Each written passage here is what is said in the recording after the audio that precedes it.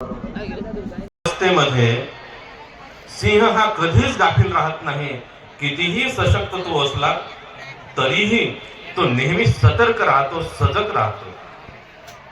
सिंहाचा एक गुणधर्म असतो का तो पुढे पुढे जेव्हा जात असतो काही वेळाने तो पाठीमागे वळून बघत असतो. त्याला आपल्यापेक्षा ताकदवर कोणी नाही हेही माहिती असते, आपल्यावरती कोणी आक्रमण करणार नाही हेही माहिती असते, परंतु तो कधीही गाफील राहत नाही. तो नेहमी सजग याच्यासाठी असतो की आपण जर नकळतपणे आपण जागृत नसेल तर कधीही आपला घात होऊ शकतो. आणि घात हे काही दुसरे करत नसतात, घात स्वकीयच करत असतात. स्वकीयापासूनच जास्त धोका असतो. आणि आपण नेहमी परकीयावरती दुसऱ्यावरती फक्त खापर फोडत असतो, कारण दुसऱ्यांना दोषारोपण देणं हे फार सोपं असते. आपण फक्त आपल्या जीवनामध्ये पुढे पुढे जाण्याचं बघत आहे, परंतु मागे बघून सिंहावलोकन करण्याची आपल्यामध्ये ती उत्कंठा नाही किंवा ते गुणधर्म आपण विसरलेला आहे. जसं जसं आपण समोर जातो, काही करत असतो, सामाजिक कार्य असतो, धार्मिक कार्य असतो, आपल्याकडून झालं नाही तर मग आपण दुसऱ्याला दोषारोपण करतो. परंतु बुद्धांचा धर्म हा इतरांना दोषारोपण करण्याचं शिकवत नाही. स्वतः मधले दुर्गुण असतील, अवगुण असतील तर ते आपल्या चित्तामधून बाहेर काढून आपल्याला चांगल्या मार्गावरती नेण्याचं शिकवण देतात. तर ह्या शिकवणुकीमध्ये तथागत भगवान बुद्ध म्हणतात की आपण पहिल्यांदा स्वतःला बघितलं पाहिजे. आपल्याला माहिती असेल, आपण स्वतःकडे बघण्यापेक्षा इतरांकडे बघण्यासाठी जास्त वेळ देतो. इतरांमधले 99 गुण आपल्याला दिसणार नाहीत, चांगले गुण दिसणार नाहीत, परंतु इतरांमधला दुसऱ्यामधला एक दुर्गुण जरी असेल तर आपल्याला चाणाक्षपणे तो जाणता येतो. आपण त्यांच्यामध्ये चांगले गुण बघत नाही, परंतु आपण त्याच्यामधला एक दुर्गुण असला त्यालाच घेऊन बसतो आणि त्याचा ओहापोह करतो. म्हणून तथागत बुद्ध म्हणतात इतरांच्या मधील दोष बघण्यापेक्षा त्याच्यामध्ये भलेही तो दुर्गुणी असेल, 99 गुण त्याच्यामध्ये दुर्गुणाचे असतील तर एक चांगला गुण आहे तोच फक्त आपण घ्यायचा आणि त्याचं अनुगमन करायचं. आपण बघ व्यवहारिक जीवनामध्ये काय करतो, आपले कितीही दुर्गुण असतील तरी आपण त्याकडे लक्ष देत नाही.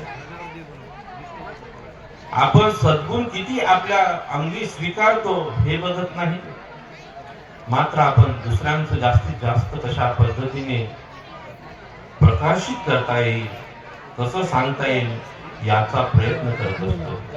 जेव्हा आपण आपल्या स्वतःला बघत असतो, स्वतःमध्ये दुर्गुण काढण्याचा प्रयत्न करत असतो, तेव्हा मात्र आपण या मध्यम मार्गावरती चालायला शिकत असतो. आणि जेव्हा मध्यम मार्गाचा आपण अनुगमन करतो तेव्हा या जगामध्ये असा एकही व्यक्ती नाही, एकही शत्रू नाही, किंबहुना कुठलीही शक्ती नाही की ते तुम्हाला सन्मार्गापासून दूर करेल किंवा आपला घात करेल किंवा आपल्या जीवनामध्ये आपल्याला पाठीमागे खेचण्यासाठी कार्य करेल. जेव्हा चांगल्या प्रवृत्ती आपल्यामध्ये निर्माण होत असतात तेव्हा सर्व प्रकारच्या दुष्ट प्रवृत्ती असतात तर ते आपल्यापासून दूर जात असतात. ज्या पद्धतीने आपण नेहमी परित्राण पाठ म्हणत असतो, परित्राण या शब्दामध्येच अर्थ सामावलेला आहे. परित्राण जेव्हा जेव्हा करतो तेव्हा तेव्हा मनाला प्रसन्नता वाटते, मनामध्ये शुद्ध चेतना निर्माण होते, मनामध्ये श्रद्धाभाव उत्पन्न होतो आणि त्या परित्राणाचं जर आपण आपल्या जीवनामध्ये अनुगमन केलं तर आपल्याला कोणीही कुठल्याही प्रकारे आपल्या प्रगतीपासून रोखू शकत नाही. तर ह्या परित्राणामध्ये काय आपण हे करत असतो, परित्राण या शब्दाचा अर्थ जर आपण बघितला, परी म्हणजे बाहेरील, त्राण म्हणजे त्रास. मनुष्याच्या जीवनामध्ये जेव्हा जेव्हा आंतरिक आणि बाह्य त्रास निर्माण होतात, आंतरिक त्रास म्हणजे आपल्या मनामध्ये जे चित्तक्लेश उत्पन्न होतात, मग चित्तक्लेश कशा प्रकारचे राहतात, रागाचे, द्वेषाचे, मोहाचे जे काही आपल्या चित्तामध्ये विकार उत्पन्न होतात, तर ते विकार जास्त झाल्यामुळे काय होते, मनुष्याच्या जीवनामध्ये आपली प्रगती न होता आपण अधोगतीकडे ऊर्ध्वगामी प्रवास करायला सुरुवात करतो. परंतु त्या उलट आपण जर सन्मार्गावरती गेलो किंवा अशा प्रकारे राग द्वेष मोह अशा पद्धतीचे चित्तामध्ये विकार उत्पन्न झाले, तर आपल्याला आंतरिक त्रास व्हायला सुरुवात होते. या आंतरिक त्रासापासून, आपल्या चित्तापासून, आपल्या मनात होणाऱ्या विकृत स्वभावापासून, विकृत विचारापासून आपलं रक्षण होण्यासाठी, त्याप्रमाणे बाह्य सर्व प्रकारच्या जीवसत्वापासून, प्राणी मात्रापासून रक्षण होण्यासाठी, आपत्ती विपत्ती पासून रक्षण होण्यासाठी आपण तशा पद्धतीचं त्या बुद्ध वचनाचं श्रवण करत असतो, आचरण करत असतो. आणि जेव्हा जेव्हा अशा पद्धतीचं आपण श्रवण करत असतो, श्रवण केल्याने तर पुण्यकर्म होतेच, पण त्याच्यामध्ये अधिक ज्या पद्धतीने एखाद्या दुधामध्ये जर आपण साखर त्याच्यामध्ये टाकावी आणि त्या दुग्ध शर्करा योग निर्माण व्हावा, त्या दुधाची चव चांगल्या पद्धतीने गोड आपल्याला प्राशन करताना येत असते, तशाच पद्धतीने आपण या श्रवणासोबतच, बुद्ध धम्माच्या श्रवणासोबतच ते आत्मसात केलं, आचरणात्मक धम्म आपण जर अनुसरला, तर मात्र आपल्याला फार मोठं पुण्यकर्म प्राप्त होते. तथागत बुद्ध म्हणतात, हदयं पुनाति पुण्यम. एखादी क्रिया केल्यामुळे, एखादं कार्य केल्यामुळे, जे काही कार्य तुम्ही कराल, तर ते कार्य केल्यामुळे जेव्हा तुमच्या चित्तामध्ये, आंतरिक मनामध्ये प्रसन्नता निर्माण होते, तर त्या चित्तामध्ये निर्माण होणाऱ्या प्रसन्नतेला तथागत बुद्ध पुण्यकर्म म्हणतात. मग आपल्या चित्तामध्ये कधी कधी अशी प्रसन्नता निर्माण होते, एखादा विषय अपशब्द बोलल्यावर होते का? नाही. एखाद्याची हिंसा केल्याच्या नंतर कधीच नाही, खोटं बोलल्याच्या नंतर कधीच नाही. तर आपल्या चित्तामध्ये प्रसन्न भाव निर्माण होतो ज्यावेळेस आपण चांगलं कर्म करतो, काया वाचा मनाला शुद्ध करून शुद्ध आचरण करतो, शीलाचं पालन करतो, ध्यान साधना करतो, दानमय पुण्य कर्म करतो, इतरांच्या उपयोगाची काहीतरी कर्म करतो, तर त्यावेळेस आपल्या चित्तामध्ये काय होते, ती प्रसन्नता निर्माण होते. आणि ते चित्तामध्ये जी प्रसन्नता निर्माण होते, त्या चित्तामधील प्रसन्नतेला तथागत भगवान बुद्ध पुण्यकर्म म्हणतात. मग आपल्या जीवनामध्ये किती वेळा आपण हे पुण्यकर्म करत असतो, हे आपण स्वतः आत्मपरीक्षण करायला पाहिजे, स्वपरीक्षण करायला पाहिजे. ज्यावेळेस आपण स्वपरीक्षण करायला शिकतो, तेव्हा मात्र आपल्या चुका आपल्याला दिसू लागतात आणि सर्व प्रकारच्या दुर्गुणापासून आपण दूर जाऊ लागतो. आणि जेव्हा अशा प्रकारे सर्व प्रकारच्या दुर्गुणापासून आपण दूर जातो, तेव्हा आपल्या चित्तामध्ये प्रज्ञेची भावना निर्माण होते. आपल्या चित्तामध्ये जेव्हा आपण कुशल कर्म करतो, प्रज्ञेची भावना कधी निर्माण होते, जेव्हा एखादा नर सीले पतिष्ठाय नरोसपन्यो चित्तं पन्यंच भावयं आतापि निपको भिक्खू को इमं विदते दिटन्ति. त्यावर तथागत बुद्धांनी एक भाष्य केलेलं आहे, सीले पतिष्ठाय नरोसपन्यो, म्हणजे हे संसाराचा गुंतागुंत आहे. जे संसार संकीर्ण आपण करून चालतो, संसारामध्ये वेगवेगळ्या समस्या निर्माण होतात, तर त्या सर्व प्रकारच्या समस्यांचं जाळं जे आहे ते आपल्या आर्य अष्टांगिक मार्ग आहे. चतुरार्य सत्यामध्ये बुद्धांनी काय सांगितलेलं आहे, 4 प्रकारचे दुःख सांगितलेले आहे. याला कोणीही टाळू शकत नाही, प्रत्येकाच्या जीवनामध्ये हे येतच असतात. या जगामध्ये कुणालाही जन्म मृत्यूपासून सुटका आहे का? नाही. जन्मास आल्याच्या बरोबरच मनुष्याच्या जीवनामध्ये काय येते, मृत्यूही सोबत येते. मग मनुष्याचा कर्म कसा आहे, त्याचा पुण्य कर्म आहे, पाप कर्म आहे, कुशल अकुशल कर्म आहे, त्यानुसार तो आपलं जीवन व्यतीत करतो. परंतु एक ना एक दिवस तो मृत्यूला जातो. दुपारच्या सत्रामध्ये सांगितलेलं आहे मरणानुस्मृती आपण करायला पाहिजे. इथे उपस्थित असलेले किती जण आपण मी मरणधर्मी आहे असा विचार करणारे आहे? आपण कधी मरणधर्मी आहे असा विचार करतो का? कधीच नाही. कोणी विचार करणारे असतील तर स्वतःच बघा. आपल्याला कधी वाटते का मी आज मरायला पाहिजे? कुणालाच वाटत नाही. एखादा दुर्धर आजाराने त्रस्त व्यक्ती असेल, त्याला खूप वेदना होत असतील, मरणांतिक वेदना होत असतील, तर तो अगदी शेवटच्या क्षणाला गेलेला हा व्यक्तीही मला दवाखान्यात घेऊन जा, मला औषधी आणा असा म्हणतो आणि जीवन जगण्याची इच्छा प्रकट करतो. मरणानुस्मृती केल्याच्या नंतर काय मरण येत नाही. नाहीतर आपल्याला असं वाटेल की मरणानुस्मृती केलं तर आपण मरण जवळ बोलवतो. तसा प्रकार नाही. मरणानुस्मृती करणं म्हणजे मी मरणधर्मी आहे, मी अनित्य आहे, मला एक ना एक दिवस हे जग सोडून हे माझी जी पंच उपादान स्कंदांनी 4 महाभूतांनी बनलेलं शरीर आहे, काया आहे, हे एक दिवस त्यागून द्यायचं आहे, हे मनामध्ये उत्पन्न करणं आहे. म्हणून बुद्ध म्हणतात उत्पत्तिया सहे वेदा मरणं आगतं सदा तथा अहं मरिष्यामि मरणं मम हिस्सति. उत्पत्ती सोबतच जन्मासोबतच काय आलेलं आहे? मृत्यू सोबत आलेला आहे. एक ना एक दिवस जाणार आहे. मग आपण जर जाणार असेल, मरणधर्मी असेल, तर मग आपल्या चित्तामध्ये जे काही अकुशल आहे, अमर्याद आपल्या इच्छा अपेक्षा आहेत, तर त्या कुठेतरी कमी करण्याचा प्रयत्न आपण या मरणानुस्मृतीच्या पठनाने करत असतो, स्मृतीने करत असतो. मनुष्याची तृष्णा कधी कमी होते का? नाही. मनुष्याची तृष्णा ही मरेपर्यंत कमी होत पदाला गेला.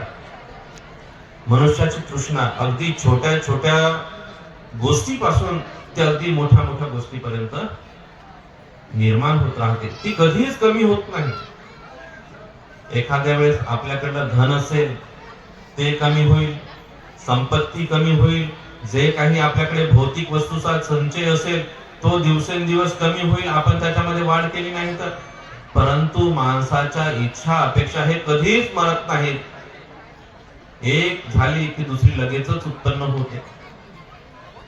आपण जर विचार केला, आपण जेव्हा धम्माचा अभ्यास करतो, धम्मामध्ये आपल्याला अल्पेच्छिक बनवण्याचं शिकवलेलं आहे.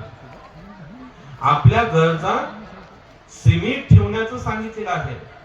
जेवढ्या आपल्या गरजा सीमित असेल तेवढा मनुष्य सुखी असतो.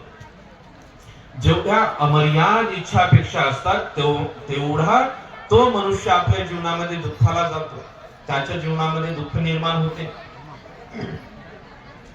म्हणून या इच्छेला आवर घालण्याचं तथागत बुद्ध सांगतात. मग त्या कुठल्या प्रकारच्या इच्छा अपेक्षा असतात?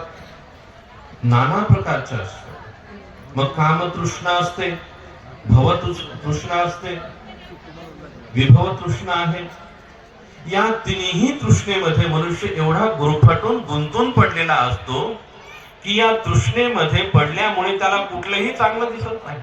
या तृष्णेमध्ये बाहेर पडण्याचा मार्गही दिसत नाही, किंबहुना तो प्रयत्नही करत नाही. या तृष्णा एवढ्या त्या मनुष्याच्या वरती हावी होऊन जातात, त्याच्या मनाला एवढा आपल्यामध्ये गुंतून ठेवतात की तो कधीच तो गुंता सोडून टाकण्याचा प्रयत्न करत नाही. मग कामतृष्णा असेल, भवतृष्णा असेल, कामतृष्णेमध्ये विषय वासना असेल, त्याच्यामध्ये आपल्याला प्रत्येक गोष्टीचं आकर्षण असते. तथागत बुद्ध जो काही अनित्य मार्ग सांगतात, त्या अनित्य मार्गाला जर आपण जाणलं तर मात्र या तृष्णेचा हळूहळू आपण छेद करू शकतो, त्या तृष्णेला समूळ नष्ट करू शकतो. एखादा वैद्य एखादा डॉक्टर ज्याप्रमाणे एखाद्या रोगावरती त्याच्या आजारावरती इलाज करतो, तर त्या रोग्याला कुठल्या पद्धतीचा आजार आहे, तो कुठल्या समस्येने त्रस्त आहे, त्याचं निदान लावतो.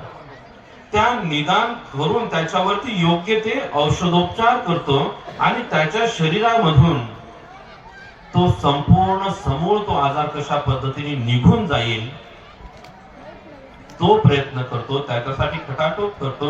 आणि जर तो जात नसेल, तो फारच दुर्धर आजार असेल, तो खूपच त्रासदायक आजार असेल, तर आपल्या शरीराचा एखादा पार्ट सुद्धा तो काढून टाकतो, कारण त्याला मनुष्याला वाचवायचं असते किंवा त्या आजारापासून त्या व्यक्तीची रुग्णाची सुटका करायची असते. मग ऑपरेशन करून तेवढाच आपल्याला शरीराचा भाग काढावा लागतो. कशासाठी काढतो?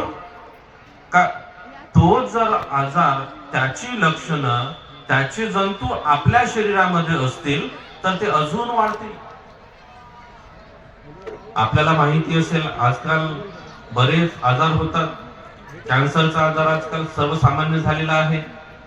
कॅन्सरचा केमो करून काही त्याच्यामधले जीवाणू जर नष्ट नाही झाले तर काय होते, एखादा जरी जीवाणू शिल्लक असेल त्या व्यक्तीच्या शरीरामध्ये, तर पुन्हा नव्याने कितीतरी अधिक पटीने ते जीवाणू विषाणू निर्माण करते आणि पूर्ण शरीर आतून पोखरून टाकते. तर अशा अवस्थेमध्ये त्याच्यावरती केमो देऊनही ते वाढत असतील किंवा तो व्यक्ती तशा पद्धतीने सर्व मेडिसिन घेत नसेल, तर त्याच्या पूर्ण संपूर्ण शरीरामध्ये तो आजार पसरला जातो आणि त्याचा मृत्यू होतो. जर वैद्याने, डॉक्टरने वेळीच त्याचा इलाज नाही केला, त्याच्यावरती औषधोपचार नाही केले, तर त्या व्याधीने त्रस्त होऊन जातो. तशाच पद्धतीने आपलं जे काही पंचोपादान स्कंदांनी बनलेलं शरीर आहे, आपलं चित्त आहे, मन आहे, या मनामध्ये उत्पन्न होणाऱ्या तृष्णा आहेत, तर त्या तृष्णेला आपण जर आवर नाही घातली, तर मात्र या जगामध्ये आपल्याला या भवचक्रामधून मुक्त कोणीही करू शकत नाही. तथागत हे केवळ आपले मार्गदर्शक आहेत. तथागतांनी आपल्याला मार्ग दाखवलेला आहे. त्या मार्गाचं अनुगमन केलं, त्या पद्धतीने आचरण केलं, तरच आपल्याला विमुक्तीच्या मार्गाकडे जाता येईल. आपल्या जीवनामध्ये विमुक्तीचं सुख आपल्याला प्राप्त होईल. अन्यथा आपल्या जीवनामध्ये आपण कितीही वेळा बुद्धं शरणं गच्छामी म्हटलं, कितीही सूत्रपाठ केला, कितीही धम्मपरिषदामध्ये आलो, रात्रंदिवस इथे धम्मश्रवण करत बसलो, तरीही काही माने एखाद्या पालथ्या घड्यावरती, एखादं पालथा घडा म्हणजे एखादं जर मटकं आपण घेतलं आणि एखाद्या नळाखाली ठेवलं, पालथं करून ठेवलं आणि आपण जन्मभर तो माड भरण्याचा प्रयत्न केला, तर कधी भरेल का? नाही. त्याच्यामध्ये पाण्याचा एक थेंब सुद्धा जाणार नाही. तुम्ही जन्मभर बसा. तशा पद्धतीचं आपलं जीवन व्यर्थ होऊन जाईल जर आपण धम्माचं, सद्धम्माचं श्रवण योग्यरित्या नाही केलं आणि त्याप्रमाणे आपल्या जीवनामध्ये आचरण केलं नाही, तर त्या पालथ्या घड्याप्रमाणे आपल्या जीवनाचं होईल, जीवनाचं सार्थक होणार नाही. आणि म्हणून आपल्या जीवनामध्ये आपल्या चित्ताला संवर कसं करायचं हे तथागतांनी शिकवलेलं आहे. आपल्या ज्या काही अमर्याद इच्छा अपेक्षा आहेत त्याला आपण नियंत्रित करण्याचं शिकवलेलं आहे. आणि या इच्छा अपेक्षेमध्ये मनुष्य एवढा गुंतून जातो की कधी कधी संपूर्ण जीवन तो फक्त याच गोष्टीमध्ये घालून टाकतो. म्हणून तथागतांनी विपස්සनाही सांगितलेले आहे, ध्यान धारणा सांगितलेले. तथागतांचा हा धम्म काही दुसऱ्यासाठी नाही, केवळ पुस्तकामध्ये नाही, दुसऱ्यांना समजून सांगण्यासाठी नाही, तर स्वतः पहिल्यांदा आपण त्याचं अनुगमन करायचं आहे. बुद्धांना ज्ञान प्राप्ती झाल्याच्या नंतर लगेचच त्यांनी सांगायला सुरुवात केली का? नाही. पहिले 7 आठवडे, जवळपास 49 दिवस म्हणजे 2 महिने स्वतःच्या विमुक्ती सुखाचा आनंद घेतला. आणि त्यानंतर मग इतरांना उपदेश देण्याचं त्यांनी सुरुवात केली. सुरुवात ही धम्म धारण करण्याची, धम्माचरण करण्याची ही स्वतःपासून करायला हवी.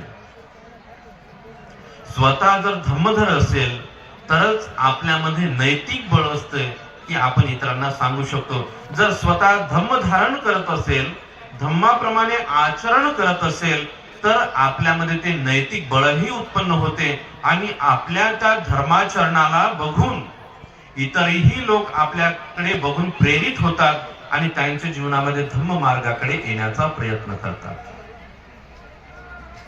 बाबासाहेबांनीही आपल्याला हा बौद्ध धर्म लगेच दिला का? 1935 ला धर्मांतराची घोषणा केली होती. 1935 येवला या ठिकाणी धर्मांतराची घोषणा केली होती की मी धर्मांतर करणार आहे, मी हिंदू धर्माचा त्याग करणार आहे. तेव्हा अशा पद्धतीने आपलं सुख हे दुसऱ्याची पिळवणूक करण्यामध्ये शोधत असतो.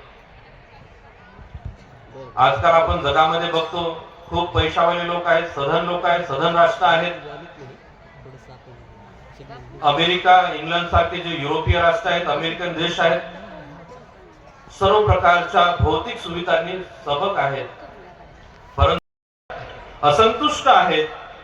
परंतु आपण बौद्ध राष्ट्रांकडे जर बघितलं, मागच्याच महिन्यामध्ये मला तथागत भगवान बुद्धांच्या ज्या अस्थी आहेत, ओरिजिनल अस्थी, कारण आजकाल भारतामध्ये, महाराष्ट्रामध्ये बऱ्याच प्रकारे आपण अस्थी बघत असतो. भगवंताच्या ऑथेंटिक अस्थी आहेत का नाही ते माहिती नसते, परंतु सर्वजण दावा करतात की आमच्याकडे असलेल्या अस्थी ह्या बुद्धांच्या आहेत. बुद्धांच्या अस्थी एवढ्या स्वस्त किंवा एवढे कमी मौल्यवान नसतात की जे सर्वसामान्याला मिळतील. बुद्धांच्या अस्थी जर भारतामध्ये कुठे मिळाल्या तर त्याच्यावरती सर्वात पहिला अधिकार कुणाचा असतो, तर भारतामध्ये जे काही पुरातन चैत्य हे ते मिळतील, बुद्ध विहार मिळतील, तर त्याच्यामध्ये जे काही भगवंताचे अवशेष मिळतात तर ते सर्व राष्ट्रीय संपत्ती असते.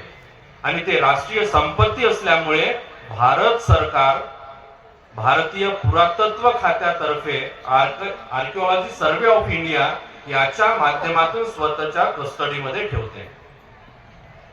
तथागतांचे जे अवशेष 18व्या शतकामध्ये पिपरावा या चैत्यामध्ये सापडलेले होते ब्रिटिश कालावधीमध्ये, आज ते दिल्लीच्या नॅशनल म्युझियम मध्ये आहेत, गव्हर्नमेंटच्या ताब्यामध्ये आहेत.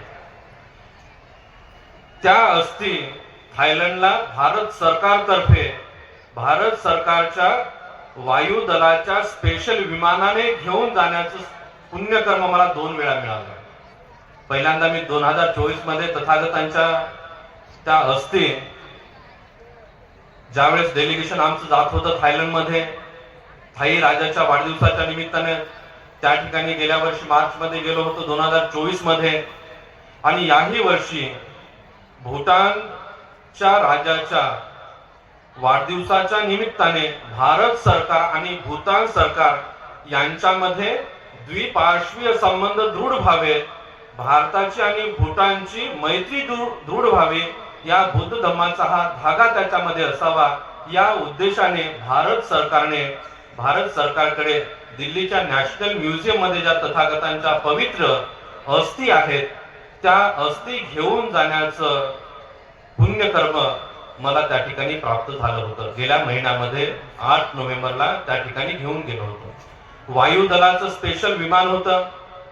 आणि जेव्हा जेव्हा भारत सरकार तथागत भगवान बुद्धांच्या अस्थी इतर देशामध्ये पाठवतं तर त्या डेलिगेट्स मध्ये मी एकमेव भिक्षू होतो, 9 लामाजी होते वेगवेगळ्या प्रकारचे, आणि सर्वजण होते ते सर्व वृद्ध होते, माझ्यापेक्षा वयाने सिनियरच होते. फक्त मी वयाने कमी असलेला एकमेव भंतेजी त्या डेलिगेशन मध्ये होतो. आणि यासोबतच भारत सरकारचे केंद्रीय सामाजिक न्याय मंत्री ते त्या डेलिगेशनचं नेतृत्व करत होते, ते सोबत त्या अस्थी सोबत होते. त्याचबरोबर कल्चरल मिनिस्ट्री ज्यांच्या अंडर मध्ये हे सांस्कृतिक मंत्रालयाच्या अधिपत्याखाली ह्या अस्थी असतात, तर त्या मंत्रालयाचे जॉईंट सेक्रेटरी जो IAS ऑफिसर राहतो तोही सोबत होता. त्याचबरोबर आर्किओलॉजिकल सर्वे ऑफ इंडियाचे अधिकारी, दिल्लीच्या नॅशनल म्युझियमचे कस्टोडियन, त्याचबरोबर तिथे नॅशनल म्युझियम मध्ये कार्यरत असलेले अधिकाऱ्यांची 8 लोकांची टीम ती सुद्धा त्या ठिकाणी त्या अस्थींच्या अवतीभोवती अस्थी सोबत 24 तास होती. कारण तथागतांच्या ह्या अस्थि धातू असतात, हे आपल्या राष्ट्राचा ठेवा आहे, राष्ट्राची संपत्ती आहे.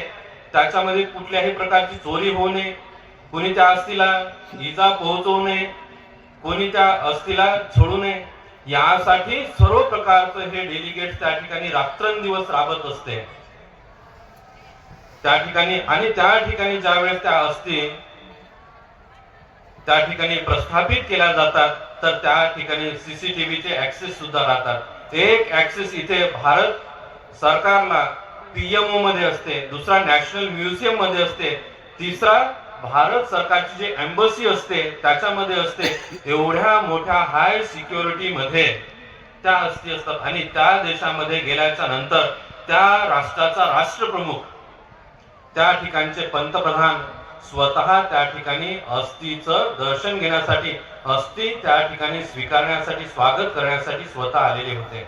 संपूर्ण राज परिवार त्या ठिकाणी या 18 दिवसाच्या कालखंडामध्ये, 18 दिवस त्या ठिकाणी आम्ही होतो. 18 दिवस त्या ठिकाणी संपूर्ण भूतानचं सरकार, संपूर्ण राज परिवार त्या अस्थीच्या सेवेमध्ये होता. तर हे भगवान बुद्धांच्या पवित्र अस्तु धातूचं एक फार मोठं वैभव असतं. आजकाल महाराष्ट्रामध्ये आपण बघतो, कोणीही येतो, बुद्धांच्या अस्थी आहेत म्हणतो, कुठेही ठेवतो. अशा प्रकारे बुद्धांचे अस्थी एवढ्या स्वस्त किंवा एवढ्या मिळणाऱ्या गोष्टी, ही फार दुर्मिळ गोष्ट आहे. भगवंताच्या अस्थी श्रीलंकेमध्ये फक्त एकाच ठिकाणी ऑथेंटिक आहेत. आता त्या ठिकाणी भंतेजी आहेत, दोन्ही भंतेजी श्रीलंकेचे आहेत. दोन्ही भंतेजी आपल्याला चांगल्या प्रकारे सुपरिचित आहेत. एक आपल्याकडे अनेक वर्षापासून येतात, पूजनीय अतुल्य रतनजी महास्थविर.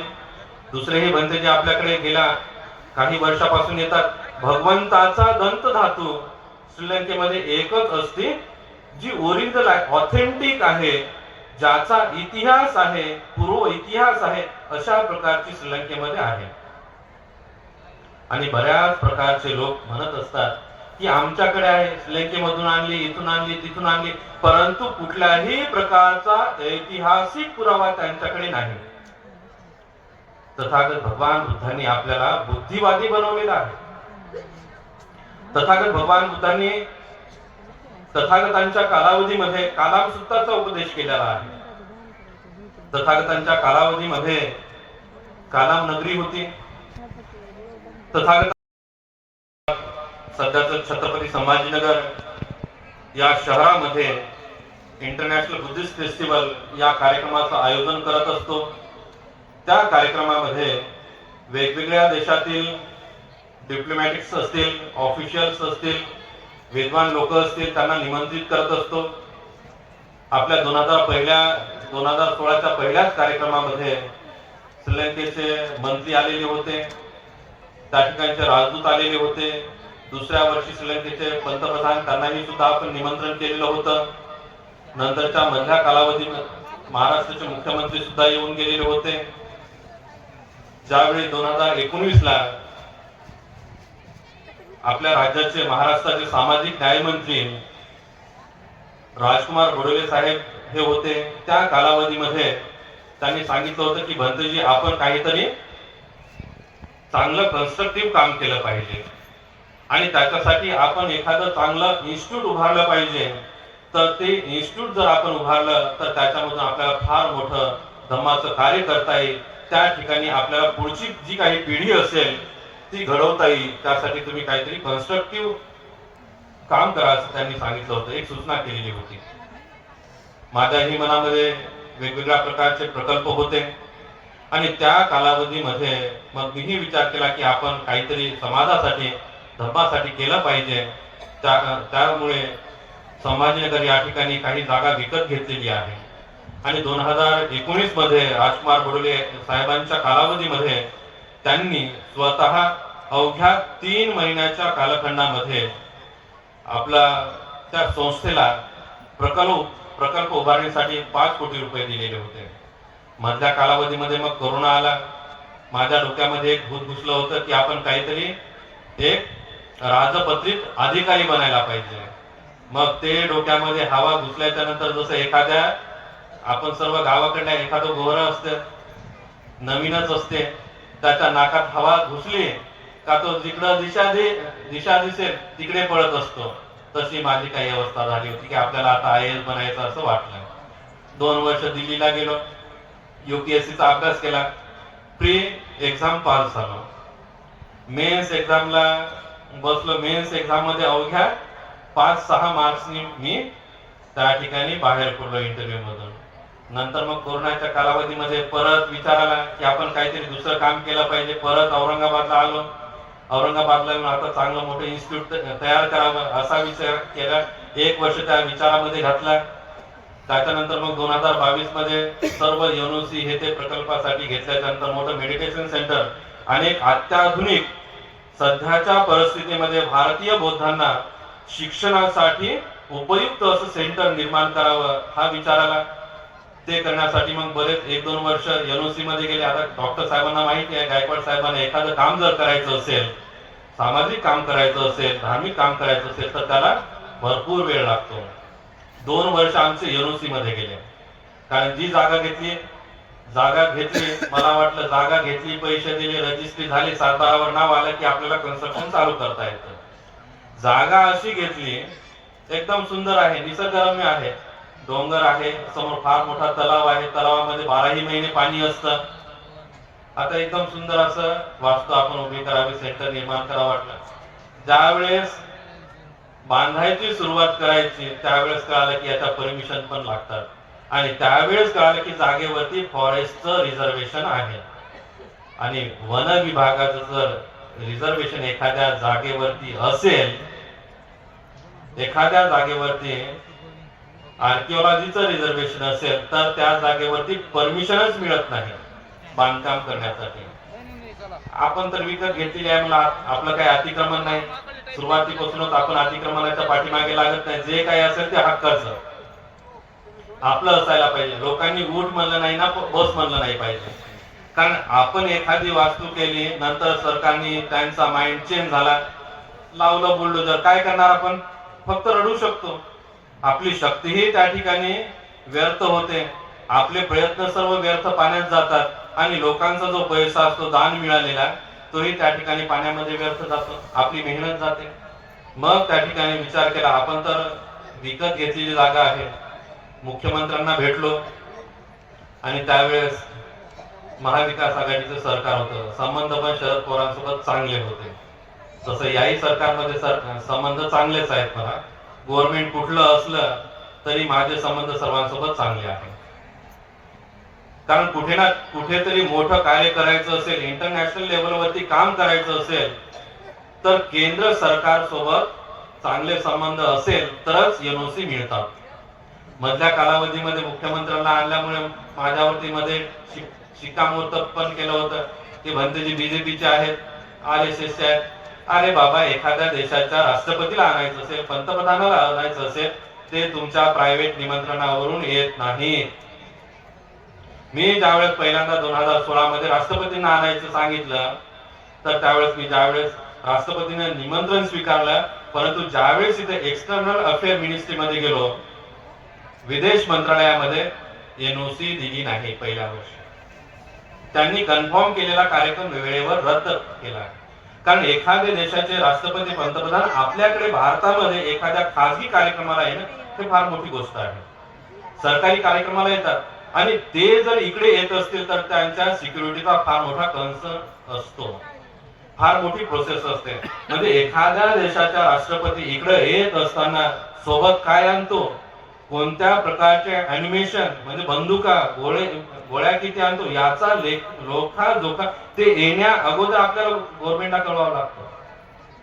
आणि ते सर्व करत असताना मग इथून डिफेन्स मिनिस्ट्री मधून आपल्याला परवानगी मिळते, विदेश मंत्रालयामधून परवानगी मिळते, PMO मधून आणि होम मिनिस्ट्री मधून ज्यावेळेस आपल्याला क्लिअरन्स मिळते आणि आपलीही IB द्वारे आयबी संस्था आपल्याला माहिती असेल, भारताची जी गुप्तचर यंत्रणा आहे त्याच्याद्वारे आपली पूर्ण तपासणी होते. सर्व कॉल रेकॉर्ड, आपले मॅसेज, कुठे जातो, काय करतो ते सर्व तपासतात. आपलं पूर्ण जन्मापासून ते आतापर्यंतची कुंडली काढतात. आणि या सर्व गोष्टी एवढ्या काही सोप्या नसतात. जेव्हा आपले संबंध जर गव्हर्नमेंट सोबत चांगले असेल तरच तर ह्या सर्व गोष्टीला प्रोसेसला ते एनओसी देतात, अन्यथा तिथेच ते त्यांना येऊ देत नाही. आपलं निमंत्रण स्वीकारलं तरी त्यांना इथे येण्याची, प्रायव्हेट कार्यक्रमाला जाण्याची परवानगी नसते. तर त्याच्यासाठी मध्ये गव्हर्नमेंट सोबत चांगले संबंध आले. इथे पंतप्रधान आल्याच्या नंतर कार्यक्रम पण खूप चांगला झाला. मुख्यमंत्री होते, मुख्यमंत्र्यालाही वाटले की भंतीजी छोटासा दिसते. पहिल्यांदा त्यांनाही वाटलं. आयबीचे ज्यावेळेस माझ्याकडे कमिशनर आले होते ते होते 50-55 वर्षाचे, दिल्लीवरून आले आणि मी छोट्याशा एका बुद्ध विहारामध्ये कैलाशनगरला राहत होतो. तिथे आल्याच्या नंतर सकाळीच आले आणि म्हणाले की मला भंतीला भेटायचं आहे. कार्यक्रमाचे जे संयोजक, जेव्हा एखाद्या देशाच्या राष्ट्रपती पंतप्रधानांचं इथे प्रोटोकॉल येतो तर त्यावेळेस पूर्ण भारताची यंत्रणा, सुरक्षा यंत्रणा असेल, होम मिनिस्ट्रीची यंत्रणा असेल, विदेश मंत्रालयाची यंत्रणा असेल, ती सर्व कार्यान्वित होते. आयबीचे कमिशनर माझ्याकडे आले. मी होतो विहारामध्ये. सकाळी सकाळी नेमकंच आंघोळ वगैरे करून बाहेर जाण्याच्या तयारी आले आणि म्हणाले भंतेजी आम्हाला थोडीशी माहिती पाहिजे. ऑफिसमध्ये बसवलं. बराच वेळ 15 मिनिटं त्यांच्यासोबत बोलत बसलो. बोलत बसल्याच्या नंतर मग त्यांनी सांगितलं भंतेजी आम्ही दिल्लीवरून आलो आयबी मधून आणि आम्हाला या कार्यक्रमाचं आणि या कार्यक्रमाचे संयोजक जे भंतेजी आहेत त्यांच्याविषयी आम्ही चौकशी तर केलेलीच आहे, परंतु आता तुम्ही आणल्याच्या नंतर पंतप्रधानांना कुठे कुठे नेणार आहेत, काय काय करणार आहेत ते मिनिट्स टू मिनिट्स आम्हाला सर्व माहिती पाहिजे. तर त्याच्यासाठी आम्ही आलो. तुमचे प्रमुख भंतेजी कुठे आहेत म्हणे, कधी येणार आहेत. आता सर्व 15 मिनिटं माझ्यासोबत बोलले. त्याच्यानंतर मी सांगितलं सर मीच आहे म्हटल्याच्या नंतर पहिल्यांदा 2 मिनिटं वरतून खाली बघितलं आणि वरतून खाली बघितल्याच्या नंतर मग म्हणाले भंतेजी आम्हाला वाटलं की एवढा मोठा कार्यक्रम आहे, एका देशाचा पंतप्रधान येत आहे, तर आम्हाला वाटलं की एखादे ज्येष्ठ भिक्षू असतील जे 60-70 वर्षाचे असतील. तुम्ही तर इथे मुलगाच दिसताय म्हणे आम्हाला, तुमच्या इन्व्हिटेशन वर येतातच. मग त्यांना सांगितलं चांगले संबंध आहेत त्याच्यामुळे येत आहेत. मग त्यांनी संपूर्ण इथून पॉझिटिव्ह अहवाल पाठवल्याच्या नंतर त्यांना एनओसी मिळाली. तर त्यावेळेस लोकांनी सांगितलं, लोकांना काहीच माहिती नसते, डिप्लोमॅटिक लेवलचं, ऑफिशियल लेवलचं काहीच माहिती नसते. लोक उठले की नावं लावून द्यायचं, लेबल लावून द्यायचं. कारण कुणाला दोषारोपण करण्यामध्ये 1 रुपयाचा खर्च आहे का? जो करतो त्यालाच माहिती असते किती आपल्याला त्या ठिकाणी कष्ट, लोकांचे बोलणं खाऊन पुढे जावं लागतं. आज सावित्रीमाईंची जयंती आहे. सावित्रीमाईंनी ज्यावेळेस सुरुवातीला स्त्रियांसाठी शिक्षणाचे द्वार खुले केले, शांततेने ग्रहण करून या ठिकाणी मला श्रवण केलं, त्याबद्दल आपल्या सर्वांच्या प्रती मी या ठिकाणी मंगल कामना व्यक्त करतो. भवतु सब मंगलं सर्वांचं मंगल हो. साधु साधु साधु. पूजनीय भिक्खू धम्मकीर्तीजी स्थविर एक या ठिकाणी